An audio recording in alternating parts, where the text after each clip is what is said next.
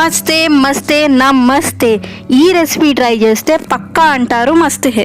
మొదగాల ఒక బౌల్లో చిన్న కోసుకున్న ఉల్లిగడ్డ ముక్కలు, ఒక పచ్చిమిరపకాయ ముక్కలు, సగం తురిమిన క్యారెట్, క్యాప్సికమ్ ముక్కలు, టమాటా ముక్కలు, తురిమిన అల్లము, కొత్తిమీర, పుదీనా ఆకులు, అందులోనే గిత్తత్త పసుపు, సరిపడ ఉప్పు, ధనియాల పొడి, గిన్నెని నీళ్ళు సుక్కలు చల్లుకొని కలుపుకోవాలి. కలిపినాక 2 గుడ్లు కొట్టుకొని మంచి గిల కొట్టుకోవాలి. ఏం దోస్తులు ఇంకా సబ్స్క్రైబ్ చేసుకోలే? దబ్బున సబ్స్క్రైబ్ చేసుకొని గంట కొట్టుర్రి.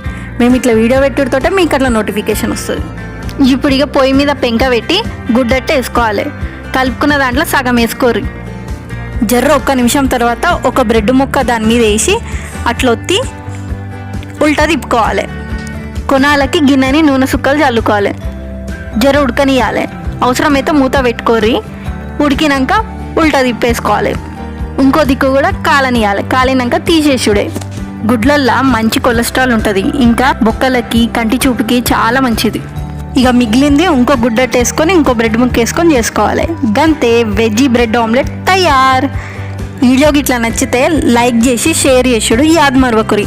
మళ్ళా నెక్స్ట్ వీడియోలో కలుద్దాం.